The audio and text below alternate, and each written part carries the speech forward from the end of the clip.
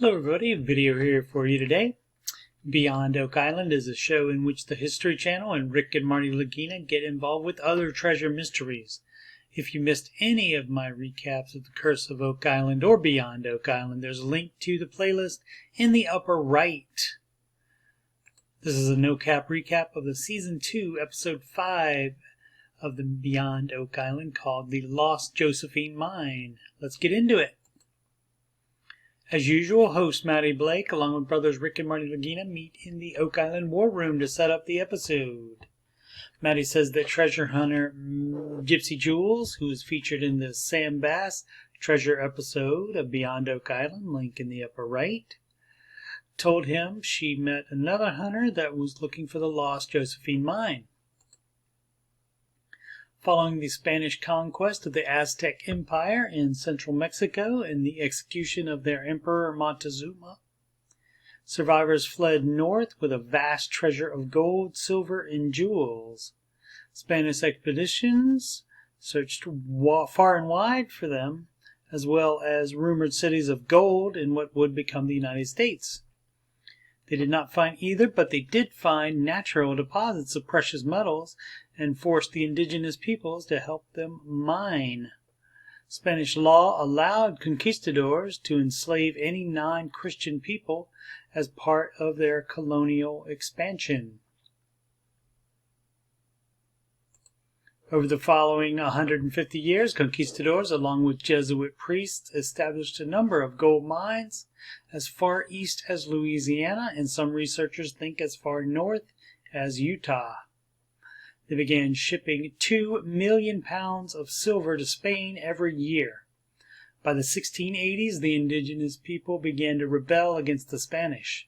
In New Mexico, several tribes planned an organized revolt, and uprisings soon began across the new territories, forcing the Spanish to abandon or conceal many of their lucrative mining operations, leaving a number of them lost to history. Some historians suggest that the Josephine mine produced $1 billion worth of gold in today's value. In the early 1800s, the indigenous slaves killed most of their captors, and the location of the mine was lost. The guys video conference with Gary Holt and Terry Carter. Terry Carter would be played by Owen Wilson if there was a movie of it. He sounds a little bit like Owen, and the mannerisms that he has are exactly like Owen Wilson. According to the research, Captain Jose Joaquin Garcia was captain in charge of the Josephine mine in 1814 when he and his men were overthrown. He reportedly managed to lock away a vast cache of gold inside the mine. Garcia wrote detailed instructions on the location of the mine, planning to return to retrieve the gold, but he was unable to.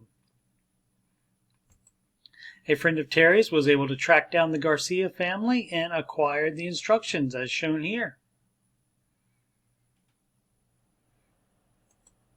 These rivers are known by these names today: the Weber and Provo River. The instructions lead right to the mine that Gary has exclusive rights to. Right there, the red line right there, Salt Lake City right here.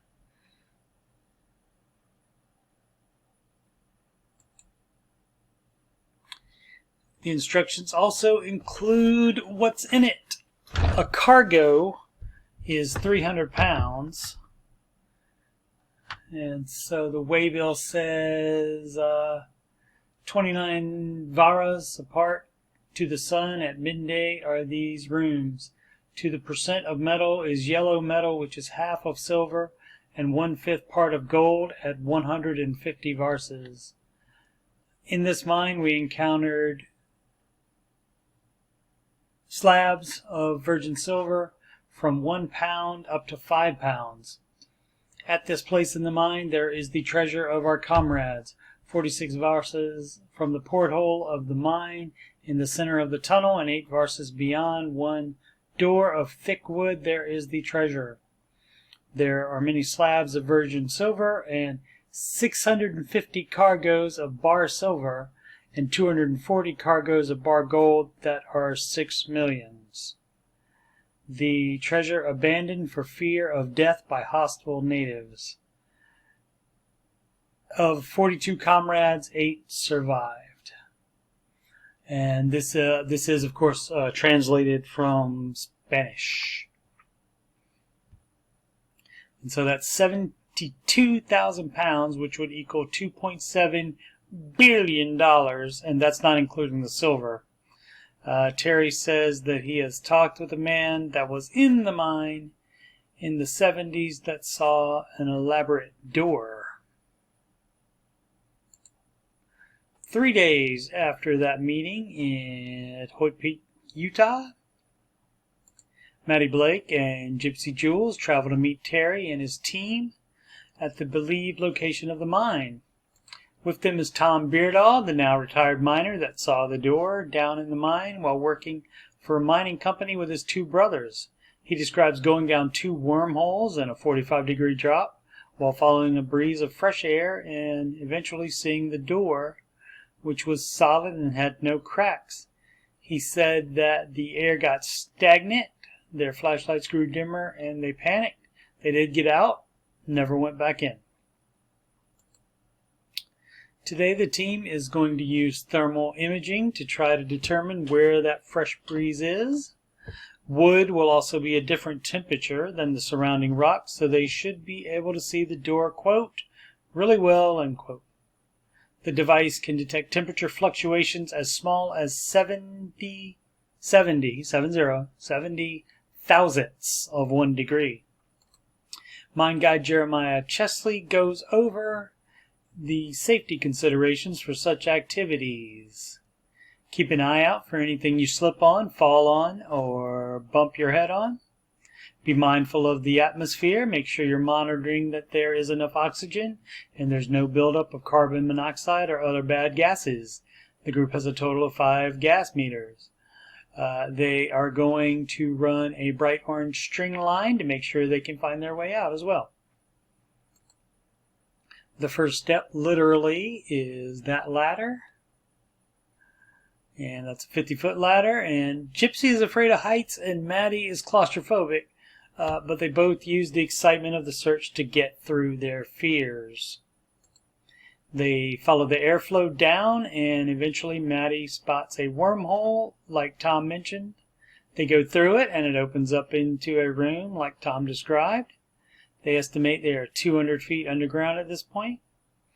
They spot the second wormhole and continue through it, getting to the 45-degree drop. They go through a crevice and find that the ceiling is caved in. Even with the cave in, the thermal still shows the fresh air is flowing through there. Fortunately, they brought ground-penetrating radar with them, so they will be able to see 20 feet beyond the blockage. Instead of pulling or pushing it along the ground, they will hold it and move it down the rocks, then move it over and repeat.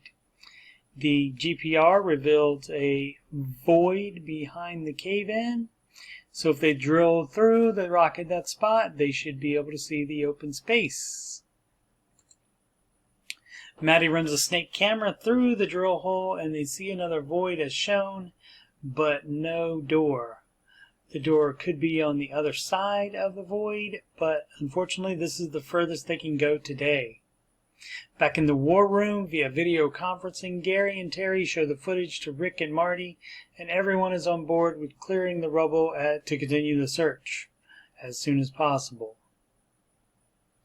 Maddie mentions not seeing any other cave-ins, so they wonder if it's a natural occurrence or if it was intentionally done by someone that wanted to protect the treasure until they could come back for it later. Next time, right after an all-new episode of The Curse of Oak Island called Premiere of the Dig, will be an all-new Beyond Oak Island episode called The Search for the San Saba Mine. The Laginas head to Texas with Maddie Blake to help treasure hunter Hoppy Eubanks and his team search for the legendary lost San Saba Mine and over $1 billion in silver. I'll be back next week to recap that episode, and a link to it will be in the upper right in this video once I upload it. I am Coach Steve Money. I am a Ramsey Solutions certified financial coach. You can schedule a free financial coaching consultation assessment with me at calendly.com/Coach Steve Money. That link and all the other ones are in the video description. Email about coaching or anything else on my YouTube channel. Oak Island, Beyond Oak Island, video games, computer stuff, anything that's on your mind. I'd be glad to talk to you. Channel donations, paypal.me/Coach Steve Money. You can add me on the gram at Coach Steve Money, no spaces.